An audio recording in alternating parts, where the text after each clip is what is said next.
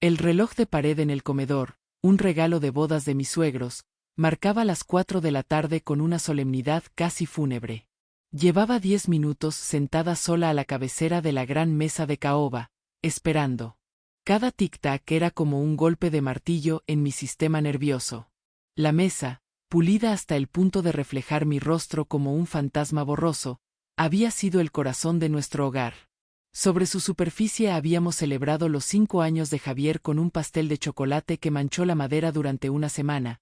Habíamos consolado a Elena después de su primer desamor, y Ricardo y yo habíamos firmado, con una copa de vino y sueños desbordantes, la hipoteca de nuestra primera oficina.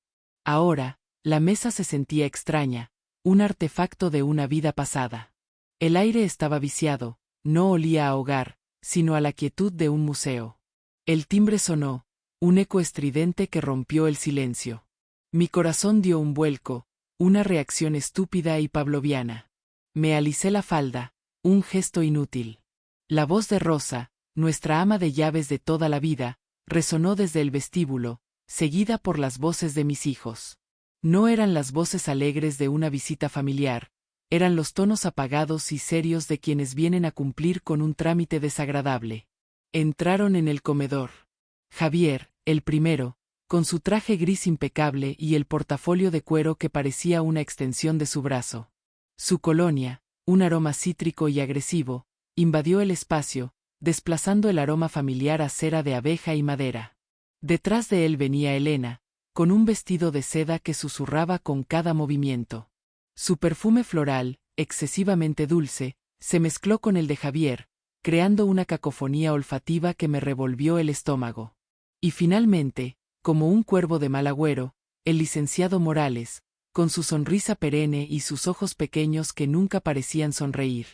«Mamá, qué bueno que ya estás aquí», dijo Javier, depositando un beso frío y rápido en mi mejilla. Se sentía como el roce de una moneda. «Llevo 10 minutos esperándolos», respondí, mi voz más seca de lo que pretendía. Se sentaron, creando un tribunal improvisado. Javier y Elena a cada lado, Morales frente a mí. El silencio se instaló de nuevo, denso y cargado de intenciones no dichas. Fue Javier quien lo rompió, colocando su portafolio sobre la mesa y abriéndolo con un clic metálico que resonó como el cerrojo de una celda. Sacó una carpeta de piel azul, gruesa y de aspecto importante. «Entonces, mamá, como te explicábamos por teléfono», comenzó, adoptando ese tono paciente que usaba para explicarle negocios a gente que consideraba inferior. «Después de lo de papá, quedaron muchas cosas en el aire. Cosas complicadas. Inversiones, propiedades, las cuentas de la empresa. Es demasiado para una sola persona. Especialmente en un momento como este». Elena asintió, su rostro una máscara de compasión ensayada. «Piénsalo, mami. Queremos que estés tranquila. Que te dediques a ti, a tu jardín, a viajar con tus amigas. Papá no hubiera querido que pasaras tu duelo preocupada por números y abogados». Papá. Usar su nombre como palanca fue un golpe bajo y calculado. «Ricardo, mi Ricardo», siempre me dijo, «Sofía, tú eres más lista que todos estos tiburones. Nunca dejes que te hagan sentir menos». Y aquí estaban sus propios hijos, tratándome no solo como menos, sino como nada. Como una reliquia frágil que necesitaba ser protegida de su propia vida. Morales carraspeó, su contribución a la sinfonía de la condescendencia. «Doña Sofía, sus hijos demuestran una gran nobleza. Han preparado un documento que consolida la administración de todos los bienes. Es un procedimiento estándar en estas situaciones, para facilitar la gestión y protegerla a usted de cualquier estrés». Javier empujó la carpeta azul sobre la mesa. El sonido sordo sobre la madera fue definitivo, un punto final. «Es solo una firma, mamá. Para simplificarte la vida». Mis dedos, manchados con la tinta del crucigrama que había estado haciendo, se acercaron al documento.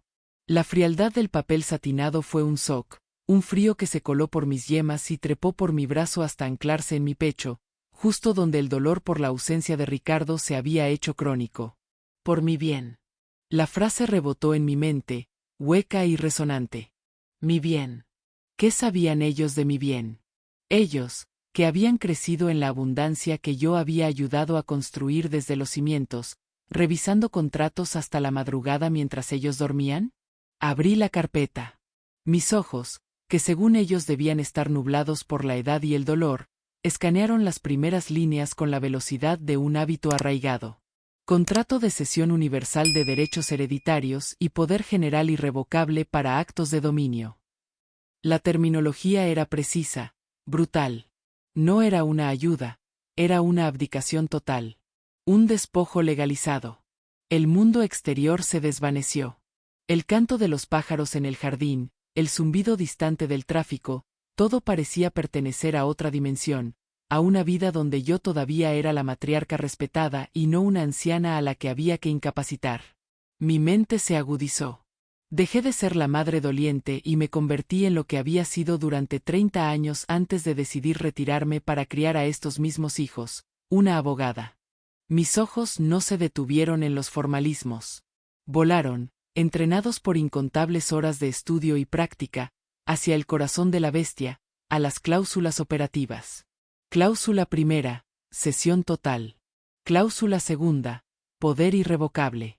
Cláusula tercera, renuncia a futuras acciones legales. Era un trabajo burdo, pero efectivo para alguien que no supiera leer la letra pequeña. Y entonces, la vi. La joya de la corona de su plan. Cláusula séptima, inciso B. Era una construcción legal enrevesada, casi poética en su torpeza, que intentaba anular y disolver el fideicomiso Beltrán de la Vega, el instrumento maestro que Ricardo y yo habíamos diseñado con nuestro abogado de confianza, el viejo don Ramiro, precisamente para evitar esto. Era el escudo definitivo, la fortaleza que debía proteger el patrimonio familiar de la codicia, la incompetencia o la mala fe. Y mis hijos, con la ayuda de este abogado mediocre, estaban tratando de derribarlo con una catapulta de papel. Una sonrisa casi imperceptible, fría como el acero, tiró de la comisura de mis labios. El temblor de mi mano, que había estado presente desde que entraron, se detuvo. No era un temblor de miedo ni de vejez. Era la vibración de un motor de alto rendimiento que llevaba demasiado tiempo apagado y que, de repente, rugía de nuevo a la vida. Era la ira, pero no una ira caliente y ciega. Era una ira lúcida, cristalina y terriblemente enfocada. Ellos vieron mi silencio prolongado y lo interpretaron como la confusión de una mente que se rinde. Vi la mirada de suficiencia que Javier le lanzó a Morales, un destello de victoria prematura. Vieron a su madre, a la viuda, a la anciana. No vieron a la arquitecta. Pensaron que era ignorante, que no entendía los papeles que me ponían enfrente. ¡Qué ironía! ¡Qué dolorosa, patética y peligrosa ironía para ellos! Porque la abogada que había pasado noches en vela diseñando cada una de las cláusulas de protección de ese fideicomiso, con una precisión quirúrgica y una previsión casi paranoica, la mujer que había insistido en las cláusulas de veneno contra administradores desleales, era yo. ¿Hasta dónde estarías dispuesto a llegar si tus propios hijos intentaran borrarte de tu propia historia? Suscríbete al canal, activa la campanita y cuéntame en los comentarios desde donde estás viendo este video. La historia apenas comienza. Lo que viene está cargado de tensión, traiciones y una verdad que cambiará todo. No te lo pierdas. Los días que siguieron a esa infame reunión se convirtieron en un estudio de la crueldad sutil. La carpeta azul quedó sobre la credenza del estudio, intocada. Yo no la moví, y ellos tampoco preguntaron. Su mera presencia era un acto de agresión pasiva, un ultimátum silencioso. La Guerra Fría había comenzado, y el campo de batalla era mi propia casa, mi propia mente. El desprecio no venía en gritos, sino en el goteo constante de gestos y palabras que me reducían a una sombra incompetente. El teléfono se convirtió en un instrumento de tortura. Javier llamaba cada 2 días, puntualmente a las 6 de la tarde, pero nunca para preguntar cómo estaba mi corazón, sino para informar sobre el estado de mis finanzas, como si ya fueran suyas. La conversación era siempre la misma. Mamá, solo para informarte, comenzaba, sin preámbulos. Los de la bodega del norte hicieron una contraoferta. Es baja, pero creo que deberíamos aceptarla para tener liquidez. No te preocupes por los detalles, yo me encargo de todo el papeleo. Tú ni te metas en esos trotes, que son un dolor de cabeza. Javier, conozco esa propiedad. Vale al menos un 30% más. Tu padre nunca hubiera vendido a ese precio. Intenté razonar en una de las llamadas, mi voz temblando ligeramente por el esfuerzo de sonar firme. Hubo una pausa al otro lado de la línea, cargada de una impaciencia apenas contenida. Mamá, con todo respeto, el mercado ha cambiado. Las cosas ya no son como en los tiempos de papá. Son temas complejos. Déjamelo a mí. ¿Quieres? Luego te deposito lo que corresponda. Y colgaba antes de que pudiera responder. Cada llamada era una palada de tierra sobre el ataúd en el que pretendían sepultar mi autoridad. Colgaba el teléfono con las manos heladas y una acidez que mandóme el esófago. La frustración era un nudo físico en mi garganta que me impedía tragar, que convertía cada comida en un acto de pura disciplina mecánica. Elena, por su parte, perfeccionó el arte de la solicitud sofocante. Aparecía en casa sin avisar, con pretextos cada vez más inverosímiles. Un día traía un tupper con sopa de lentejas para que comas bien, mami, que seguro ni cocinas. Otro día, la encontraba en mi dormitorio, reorganizando mi armario. Ay, mami, este vestido es de hace 1000 años. ¿Por qué no vamos de compras si te buscas algo más adecuado? Algo más cómodo para una señora de tu edad, decía, sosteniendo uno de mis trajes sastre favoritos como si fuera una pieza de museo. Su mirada recorría mi casa, la casa donde creció, no con la nostalgia del hogar, sino con el ojo crítico de un decorador que planea una remodelación total. Cada gesto suyo, cada palabra envuelta en un falso cariño, era un recordatorio constante de que, para ella, yo ya no era una persona completa, sino un conjunto de necesidades que ella, en su infinita generosidad, se dignaba a gestionar. Me sentía atrapada en una telaraña pegajosa de cuidados que en realidad era una jaula dorada. Una tarde, la escuché hablar por teléfono en voz baja en el pasillo, pensando que yo estaba durmiendo la siesta. Sí, es que se está volviendo muy descuidada. La casa está, no sé, triste. Y ella muy olvidadiza. Creo que es lo mejor para todos. Escuchar eso, esa traición susurrada en mi propio hogar, fue como recibir una puñalada de hielo en la espalda. Por las noches, el insomnio se convirtió en mi único confidente. Me sentaba en la oscuridad del salón, envuelta en la vieja bata de Ricardo, buscando su calor fantasma. Mi mente era un torbellino de recuerdos y reflexiones amargas. Veía nuestras fotos, los rostros sonrientes de mis hijos cuando eran niños, y me preguntaba en qué punto exacto del camino se habían perdido. ¿Habíamos sido Ricardo y yo los culpables? ¿Les habíamos dado tanto que ahora creían que todo les pertenecía por derecho? Un recuerdo en particular me atormentaba. Fue una noche de tormenta, unos 10 años atrás. Se había caído el sistema en la oficina y un contrato multimillonario con una empresa extranjera corría peligro. Ricardo estaba desesperado. Yo, que llevaba años retirada, me senté a su lado. Durante 6 horas, sin parar, tracé una estrategia legal alternativa, redacté adendas en inglés y coordiné una llamada con los abogados de la otra parte a las 3 de la mañana.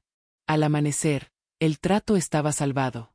Ricardo me tomó el rostro entre sus manos, sus ojos llenos de una admiración que era el pilar de mi mundo. Eres la reina de este tablero, Sofía.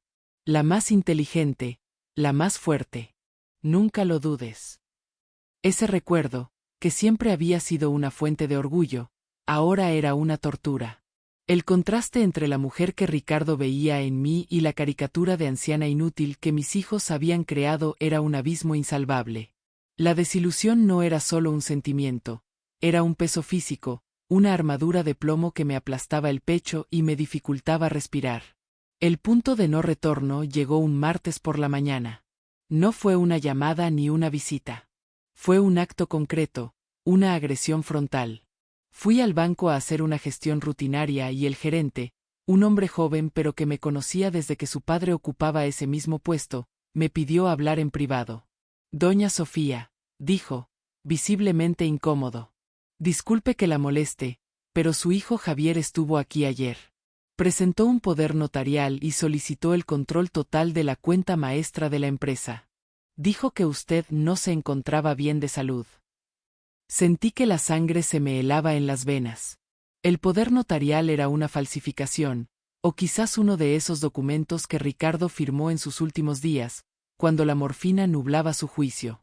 El poder tenía un error en el número de registro, así que no procedimos, continuó el gerente, bajando la voz. Pero lo que me pareció más extraño fue que intentó hacer una transferencia muy grande a una cuenta de nueva creación a su nombre. El protocolo de doble autorización que usted misma instauró hace años lo bloqueó.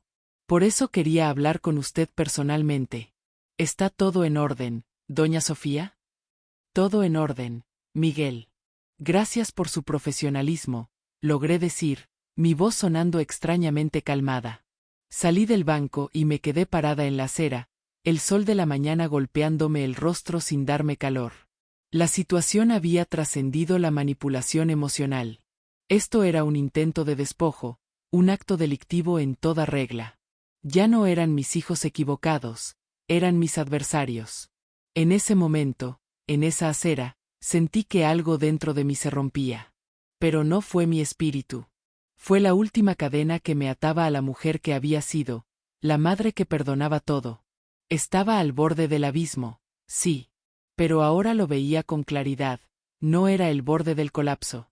Era la plataforma de lanzamiento. Y yo, definitivamente, estaba a punto de despegar. Esa misma tarde, con la revelación del gerente del banco ardiendo en mi memoria como un hierro candente, entré al estudio de Ricardo.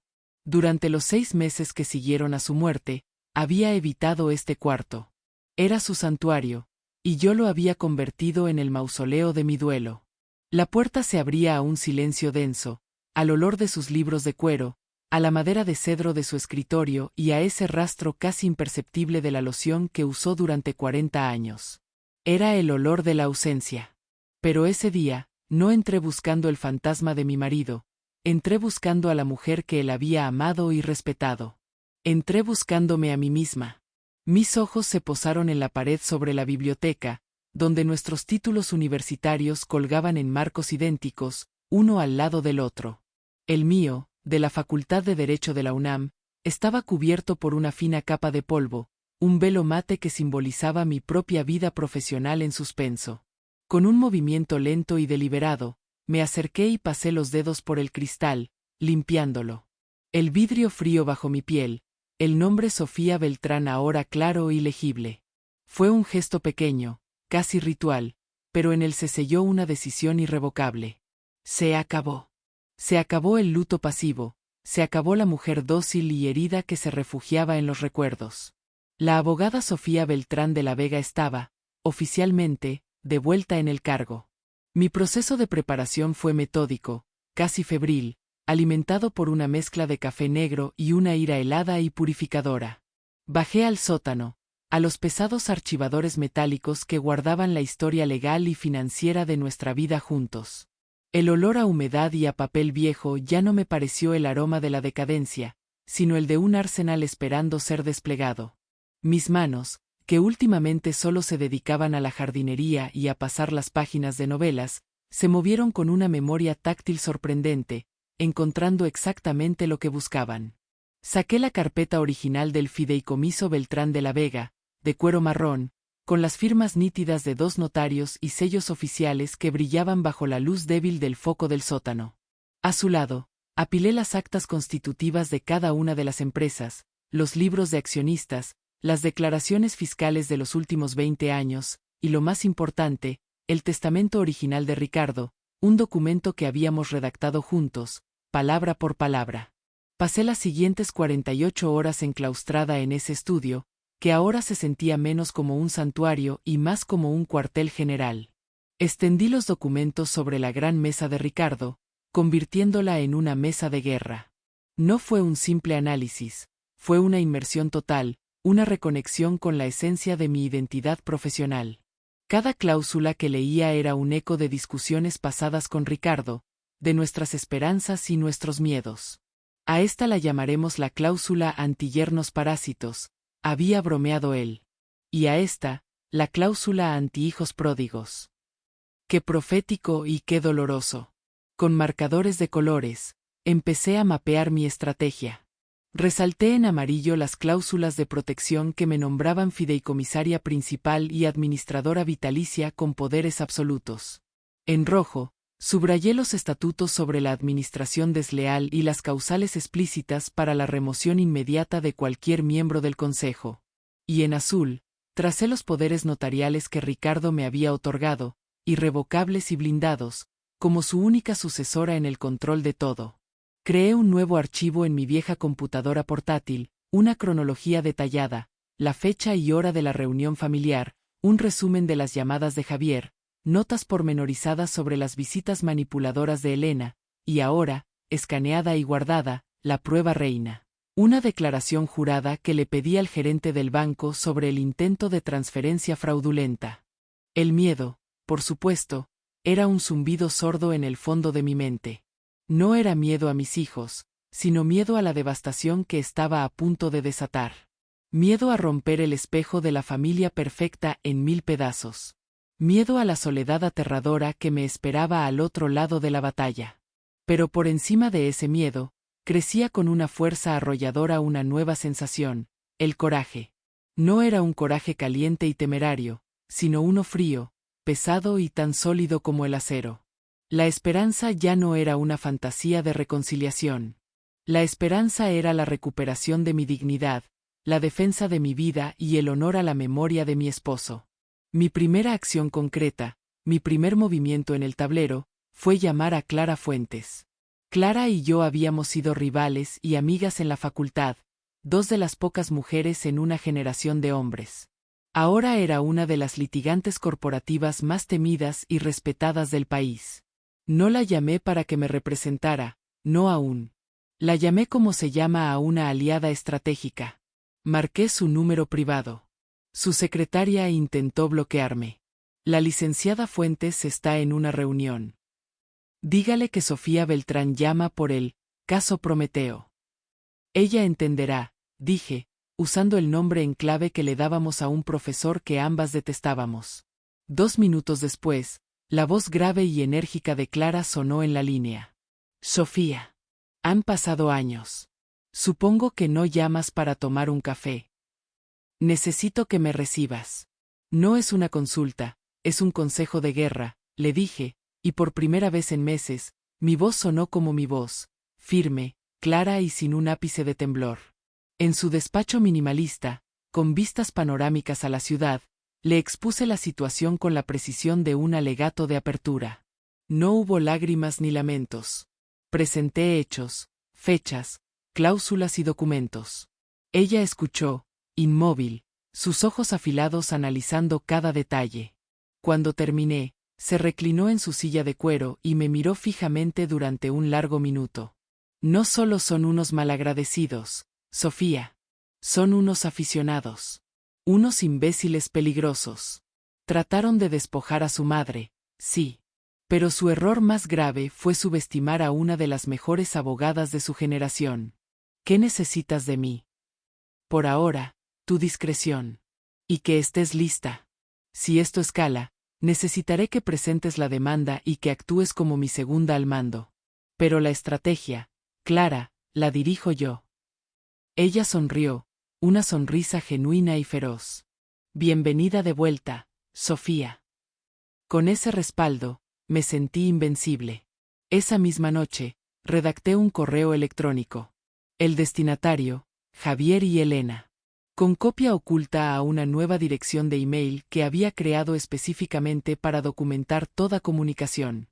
El asunto era escueto: convocatoria a junta extraordinaria. El cuerpo del mensaje era igualmente frío y profesional, citándolos para el día siguiente a las 5 de la tarde en mi casa para una revisión urgente sobre la administración de activos familiares y posibles contingencias legales. No esperé respuesta. Apagué la computadora. Fui a mi armario y saqué un traje sastre de color gris marengo que no había usado en años. Lo colgué fuera, listo para la batalla. El despertar había terminado. La resistencia activa había comenzado. Llegaron puntualmente a las 5. Juntos, como siempre, presentando un frente unido que ahora me parecía más una conspiración que un lazo familiar. Sus expresiones eran una mezcla de irritación por la convocatoria formal y una pizca de curiosidad. Claramente, esperaban otra escena de súplica o de debilidad emocional por mi parte. Los guié, no al comedor de la masacre silenciosa, sino al estudio. El escenario había cambiado, y yo era la directora de esta nueva obra. Los hice pasar y la atmósfera cambió al instante. No había tazas de té ni platos con galletas. Yo ya estaba sentada detrás del imponente escritorio de caoba de Ricardo, un trono de poder que ahora reclamaba como mío. Sobre la superficie de cuero verde no estaba su engañosa carpeta azul, sino una pila de documentos perfectamente ordenados, encabezados por el acta original del fideicomiso, abierta en una página marcada con una pestaña roja. Mi computadora portátil estaba abierta a mi lado, y junto a ella, un vaso de agua. Nada más. La puesta en escena era deliberadamente austera, fría y profesional. Buenas tardes, dije, mi voz resonando con una calma gélida en el silencio del estudio. Siéntense, por favor. Intercambiaron una mirada, desconcertados por mi tono. Obedecieron, sentándose en las 2 sillas de confidente frente al escritorio, las mismas sillas donde clientes y socios se habían sentado durante décadas. Por primera vez, eran ellos los que estaban en la posición de desventaja. Los he citado, comencé, sin rodeos, porque durante mi revisión de los activos familiares, he detectado una serie de irregularidades extremadamente graves. No se trata de errores de contabilidad. Se trata de actos que, legalmente, constituyen un intento de administración fraudulenta y despojo. El rostro de Javier se contrajo en una mueca de incredulidad y rabia. ¿Pero qué demonios estás diciendo, mamá? ¿Qué es este teatro? Ignoré su exabrupto y continué, mi mirada fija en él. El martes pasado, a las 11:30 de la mañana, te presentaste en la sucursal bancaria principal para intentar asumir el control de la cuenta maestra de la empresa, presentando un poder notarial de dudosa validez. Acto seguido, intentaste transferir una suma de 7 cifras a una cuenta personal de nueva creación. ¿Me equivoco? Javier palideció visiblemente. El color huyó de su rostro, dejándolo con un tono ceroso. Elena, a su lado, jadeó, mirándolo con genuina sorpresa. Era evidente que ella era la cómplice emocional, pero él era el autor intelectual del golpe. Eso es mentira. Una calumnia, balbuceó Javier, pero su voz carecía de toda convicción. ¿De verdad?, repliqué, levantando una ceja. Deslicé una hoja de papel sobre el escritorio. Era la declaración firmada por el gerente del banco. Esto dice lo contrario. Y es un documento jurado. Javier, ¿en qué momento exacto decidiste que tu madre era una idiota? La pregunta, directa y sin adornos, lo desarmó. Se quedó con la boca abierta, sin respuesta. Fue Elena quien saltó a la palestra, recurriendo a su única arma, el chantaje emocional. No puedo creer lo que estoy escuchando, exclamó, las lágrimas brotando de sus ojos con una sincronización perfecta. Somos tus hijos. Él solo trataba de proteger el patrimonio. De protegerte a ti. Siempre ha sido así, mamá. Fría, calculadora, desconfiada. Papá era el corazón, el que nos entendía. Tú solo entiendes de papeles y de reglas. No tienes corazón. Esa acusación, el arma que tantas veces me había hecho retroceder, esta vez me dio la fuerza que necesitaba. Me levanté lentamente, apoyando las palmas de las manos sobre el escritorio. El cuero frío bajo mis manos me ancló, me dio poder. Tienes razón, Elena. Tu padre era el corazón. Un corazón tan grande que los amaba incondicionalmente, a veces hasta la ceguera. Pero se te olvida algo. Yo era el sistema inmunológico de ese corazón. Yo era la que lo protegía de los virus, de los parásitos, de las amenazas. Y ahora, el corazón ya no está. Solo queda el sistema inmunológico. Y créeme, está funcionando a pleno rendimiento. Mi voz se endureció, cada palabra cincelada en hielo. Cuidarme no es declararme incompetente en vida. Cuidarme no es tratar de robar el patrimonio que vuestro padre y yo construimos trabajando fines de semana y festivos mientras ustedes estaban en colegios suizos y viajando por Europa. Cuidarme habría sido sentarse en esta misma silla y preguntarme, mamá, ¿qué quieres hacer? ¿Cómo te podemos ayudar de verdad? Pero ni por un segundo se les ocurrió que la anciana senil pudiera tener una voluntad, una estrategia y, sobre todo, la capacidad para ejecutarla. Me incliné hacia adelante, mi mirada saltando de uno a otro. Ustedes no ven a una madre. Ven a una viuda sentada sobre una caja fuerte. Y les tengo una noticia. La viuda no es senil. La viuda no está desprotegida. Y resulta que la viuda tiene la combinación de la caja, diseñó la cerradura y puso trampas explosivas en el camino para ladrones. Ladrones como ustedes. Se hizo un silencio sepulcral, solo roto por los sollozos de Elena. Javier me miraba con una mezcla de odio y, por primera vez, de miedo. El miedo de un matón de patio de colegio que acaba de pegarle al niño equivocado y descubre que su padre es el jefe de la mafia. Me volví hacia Morales, que se había encogido en su asiento, sudando visiblemente. ¿Y usted, licenciado? Supongo que conoce el término prevaricato. Es cuando un abogado, jurado para defender la ley, se colude con una parte para perjudicar a otra. El colegio de abogados es muy estricto con eso. Puede significar la pérdida de su licencia. De por vida. Morales tragó saliva, incapaz de articular palabra. Así que aquí están las cosas, dije, retomando mi asiento, dueña absoluta de la situación. Se acabaron las conversaciones, las negociaciones y los dramas familiares. Esto es un ultimátum. Mañana, antes de las 10 de la mañana, quiero en mi correo electrónico la renuncia firmada de Javier a su puesto de director general y a su asiento en el consejo. La renuncia de Elena a su propio asiento. Y un documento, redactado por un abogado de verdad, en el que ambos reconocen mi autoridad irrevocable como administradora única y fideicomisaria, tal y como estipula el fideicomiso original. Si no recibo esos documentos a las 10:01, mi abogada, Clara Fuentes, interpondrá una demanda penal y civil contra ustedes dos por intento de fraude y despojo, y contra usted, licenciado, por prevaricato.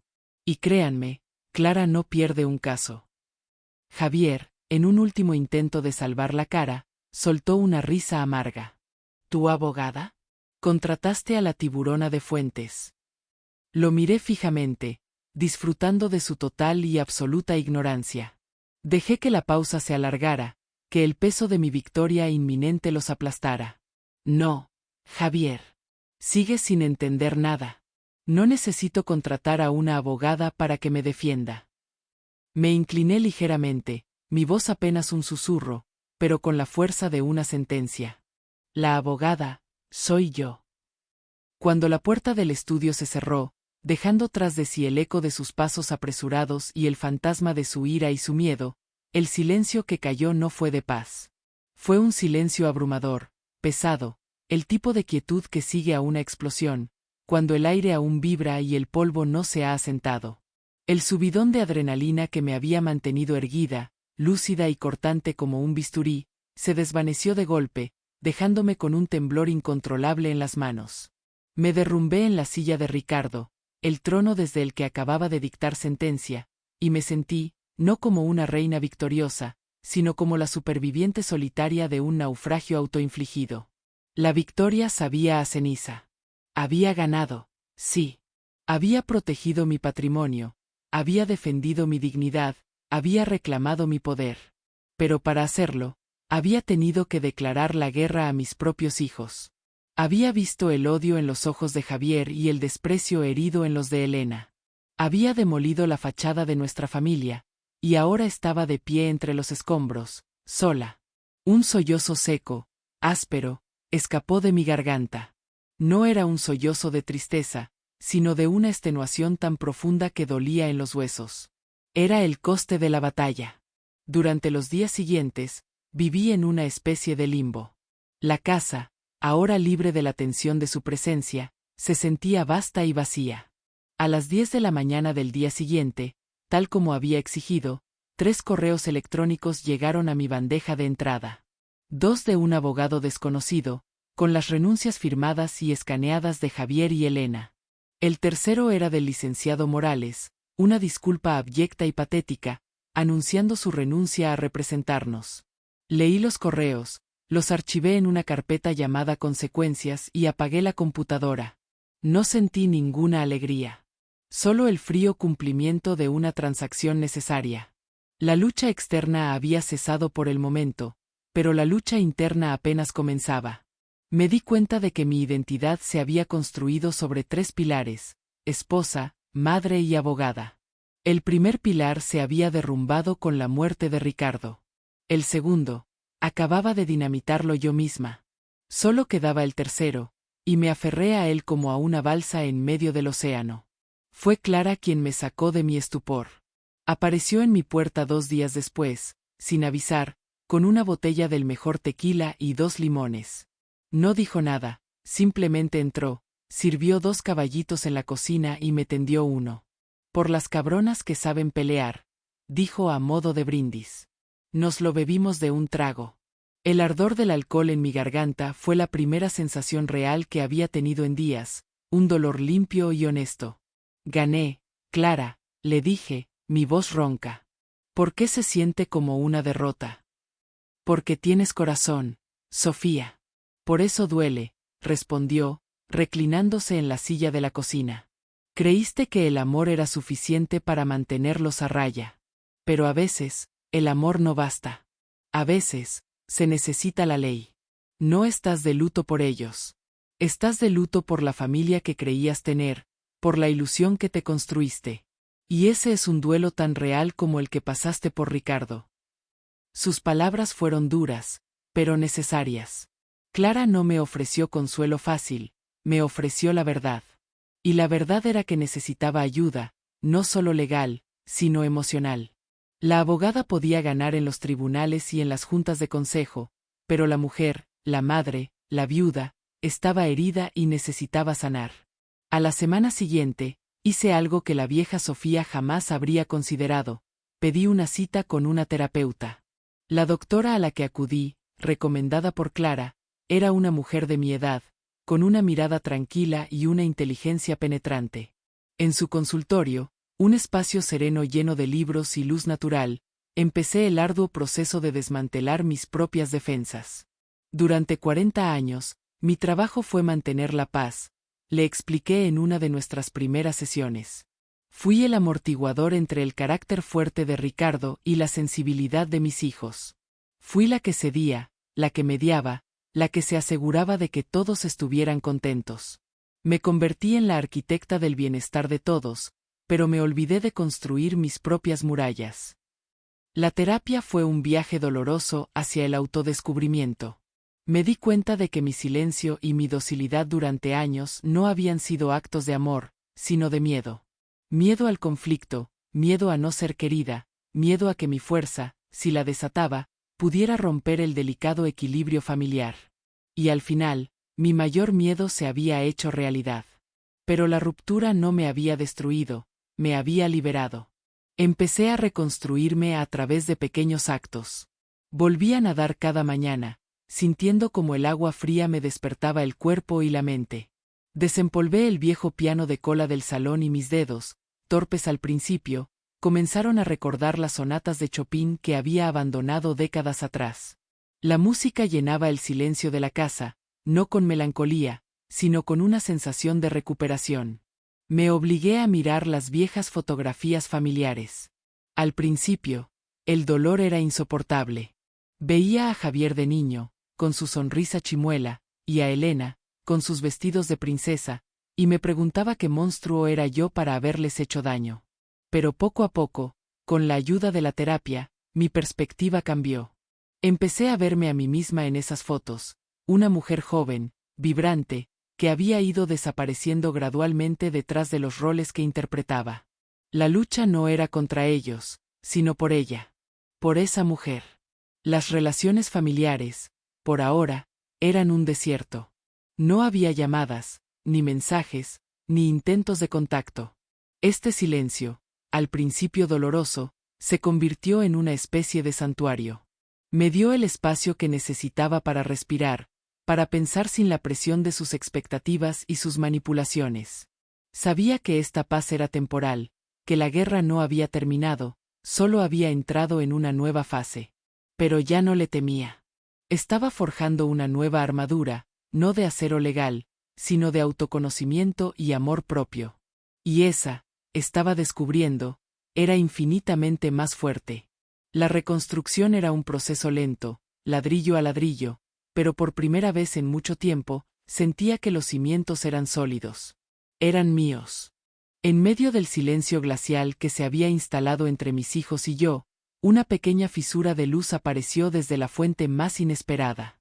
Fue un sábado por la tarde. El timbre de la puerta sonó, y mi primer instinto fue de aprensión. Imaginé a Javier o a Elena, listos para un segundo asalto. Pero cuando abrí, me encontré con mi nieto, Leo. Leo, el hijo de Elena, tenía 16 años. Era un muchacho alto y delgado, con los ojos de su madre pero con una seriedad y una profundidad que recordaban a Ricardo. Estaba allí de pie, con su mochila colgada de un hombro, visiblemente nervioso. «Hola, abuela», dijo en voz baja. «¿Puedo pasar?» Mi corazón dio un vuelco. «Claro que sí, mi amor. Pasa, pasa». Entró en la casa como si pisara un terreno prohibido. Sabía que venir a verme era un acto de desafío directo a su madre. Nos sentamos en la cocina, el mismo lugar donde yo había compartido el tequila con Clara. Le serví un vaso de agua fresca y me senté frente a él, esperando. «Mamá está muy enojada contigo», comenzó, sin mirarme a los ojos. «Dice que les quitaste todo, que te volviste loca». Escuchar esas palabras de su boca fue doloroso, pero supe que no eran suyas. Eran el eco de la narrativa que Elena estaba construyendo. «¿Y tú qué crees, Leo?», le pregunté suavemente. Él levantó la vista, y en sus ojos vi una confusión genuina, una búsqueda de la verdad. «No lo sé. Mamá llora mucho. Papá no dice nada, solo camina de un lado a otro. Y el tío Javier, parece que odia al mundo entero. Pero yo te conozco, abuela. Tú no eres loca. Y siempre me has enseñado que hay que ser justo. Quiero escuchar tu versión». Ese fue uno de los regalos más grandes que he recibido en mi vida. La confianza de mi nieto.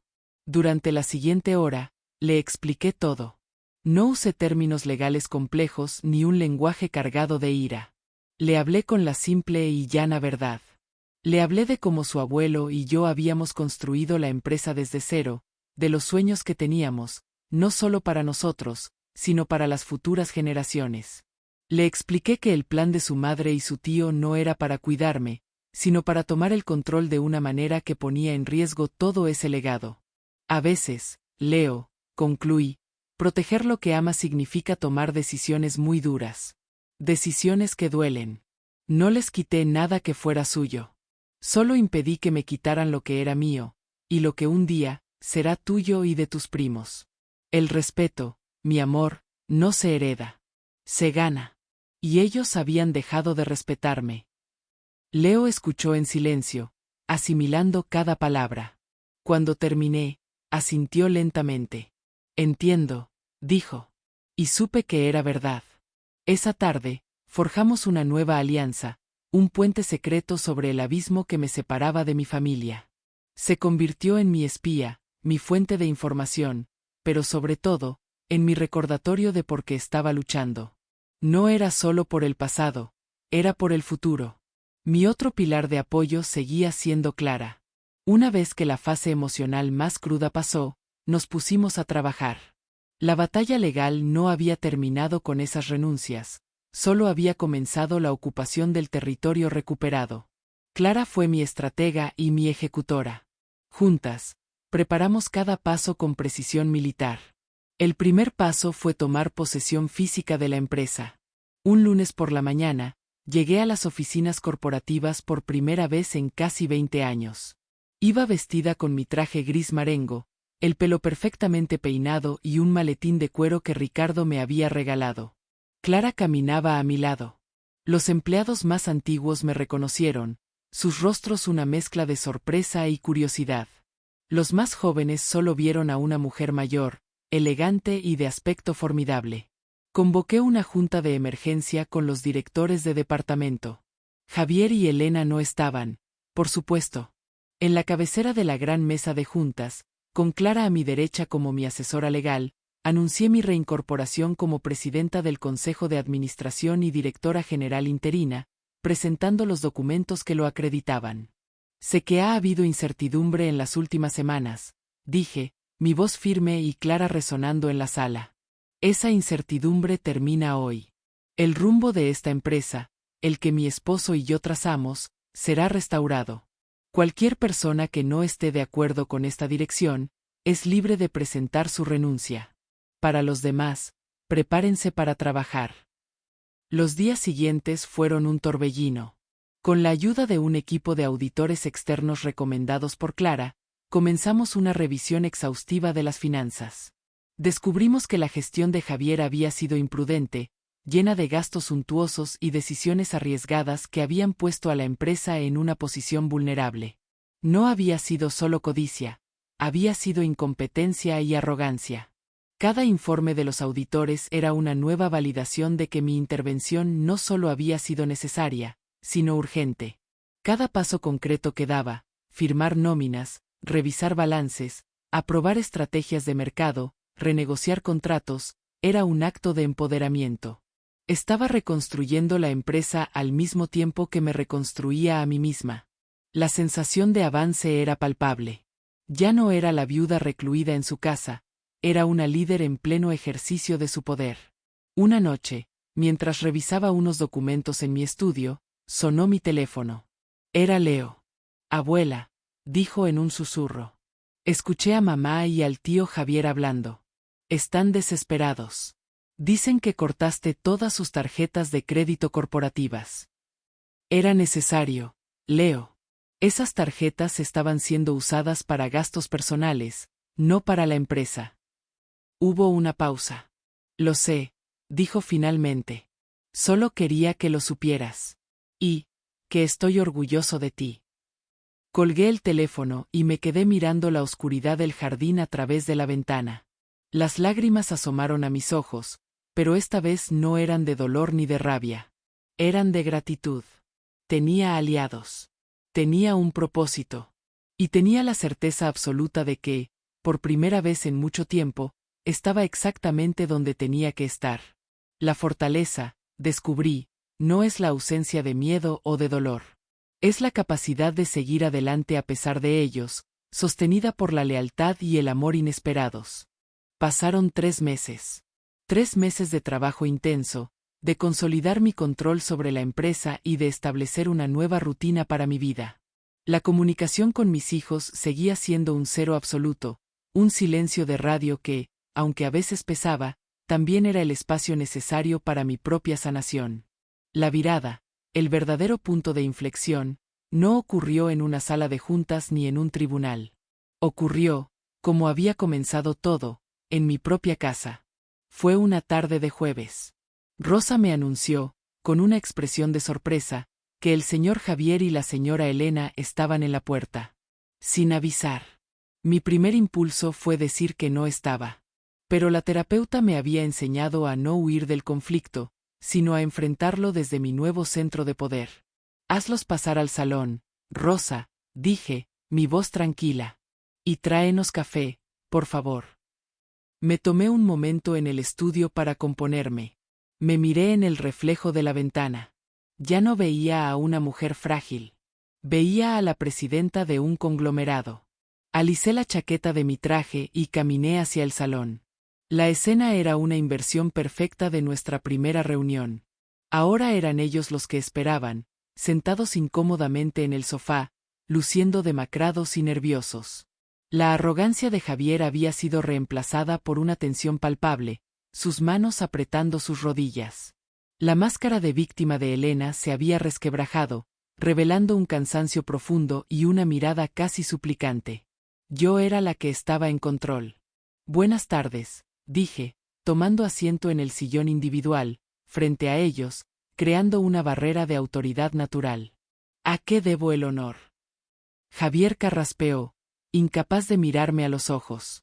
Mamá, queríamos hablar contigo.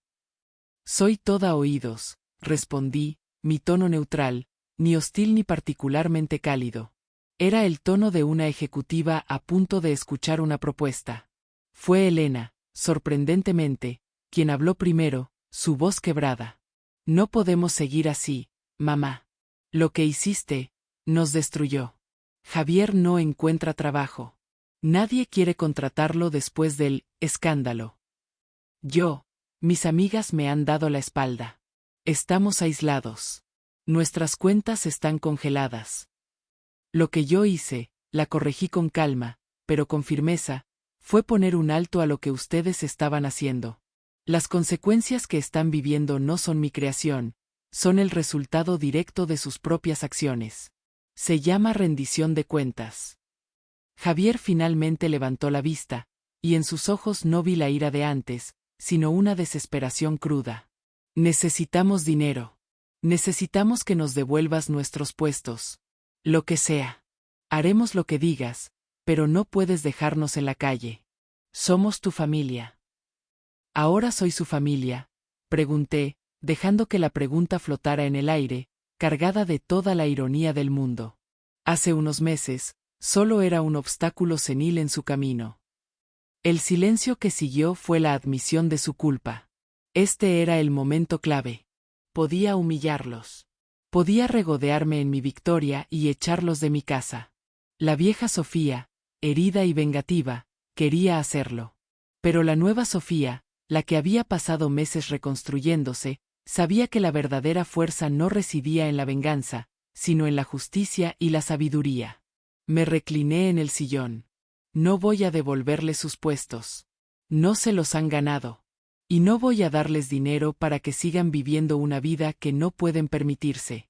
Se acabaron los cheques en blanco. Vi la desesperanza en sus rostros. Pero antes de que pudieran protestar, continué. Pero tampoco voy a dejarlos en la calle. A pesar de todo, siguen siendo mis hijos. Y lo que más me duele no es el dinero, es en lo que se han convertido. Este fue mi gesto simbólico, mi propuesta, mi virada. Les ofrezco un camino de regreso. No un regalo. Un camino que se tienen que ganar. Primero, ambos empezarán a asistir a terapia familiar conmigo. Juntos. Y no con un terapeuta que puedan manipular, sino con la mía. Si faltan a una sola sesión, el acuerdo se anula. Se miraron, sorprendidos. Esto no era lo que esperaban. Segundo, Javier, puedes volver a la empresa. Pero no como director. Empezarás desde abajo. Como analista junior en el departamento de logística, con el sueldo de un analista junior. Reportarás a la directora de área, la señora Morales, a quien, por cierto, ascendí la semana pasada. Aprenderás el negocio desde la base, desde el sudor y el trabajo diario, como lo hicimos tu padre y yo. La mandíbula de Javier se tensó. La humillación era evidente, pero también vi un destello de cálculo. Era una oportunidad. Y tú, Elena, continué, mirándola. Tu trabajo en la empresa siempre fue un título sin sustancia. Es hora de que encuentres tu propio camino. Te pagaré una carrera universitaria o un curso de formación profesional. El que tú elijas. Te daré una asignación mensual para vivir, modesta pero digna, mientras estudies. Quiero que construyas algo por ti misma, algo de lo que puedas sentirte orgullosa. Les expuse mi plan, no como una madre castigadora, sino como una estratega que reconstruye una organización fallida. No les ofrecía el perdón, les ofrecía una oportunidad de redención a través del esfuerzo y la humildad. El impacto fue palpable. Estaban acorralados, despojados de su arrogancia, enfrentados a una realidad que no podían negar. La dinámica familiar se había transformado irrevocablemente en esa sala. Ya no era la madre contra los hijos. Era la matriarca estableciendo los términos para la reintegración de dos miembros descarriados del clan. Yo era, sin lugar a dudas, la dueña de mi voz, de mi actitud y de mi destino. Esas son mis condiciones, concluí, mi voz sin dejar lugar a la negociación. Tómenselo o déjenlo. Tienen 24 horas para darme una respuesta. Me levanté, dando por terminada la reunión. Al salir del salón, no me sentí eufórica. Me sentí en paz. Era una paz realista, teñida de la tristeza de lo que se había roto, pero también iluminada por la esperanza de lo que, quizás, con mucho trabajo y tiempo, podría reconstruirse sobre una base de respeto y verdad. La victoria no fue aplastarlos, fue darles una oportunidad de volver a levantarse, pero esta vez, en sus propios pies, y bajo mis reglas. Pasó un año. Un año de terapia familiar tensa y a menudo dolorosa. Un año en el que Javier aprendió lo que era recibir órdenes y cumplir un horario, ganándose el respeto a regañadientes de sus compañeros de almacén. Un año en el que Elena, después de meses de resistencia, finalmente se matriculó en un curso de diseño de interiores, descubriendo un talento que no sabía que poseía. La relación no se había curado mágicamente. Estaba llena de cicatrices, y la confianza era una planta frágil que regábamos con cautela en cada sesión de terapia. Pero estaba viva. Y eso era más de lo que había esperado. La empresa, bajo mi dirección, floreció. Purgada de la imprudencia de Javier y revitalizada con la experiencia que yo creía olvidada, recuperó su estabilidad y comenzó a crecer de nuevo. Yo había redescubierto mi pasión por la estrategia, por la construcción. Ya no era la abogada retirada ni la viuda doliente. Era Sofía Beltrán, y estaba en mi plenitud. Una tarde de sábado, mi nieto Leo, que ahora tenía 17 años y pasaba los veranos como pasante en la empresa, me acompañaba en mi jardín. Estábamos trasplantando unas orquídeas, sus manos jóvenes y fuertes trabajando la tierra junto a las mías. Abuela, dijo, rompiendo un cómodo silencio. El otro día, en la oficina, encontré unos papeles viejos. El acta constitutiva original. Y vi tu firma junto a la del abuelo. Eras socia fundadora desde el primer día. Sonreí. Así es. Tu abuelo era el rostro y el motor, pero yo era la ingeniera.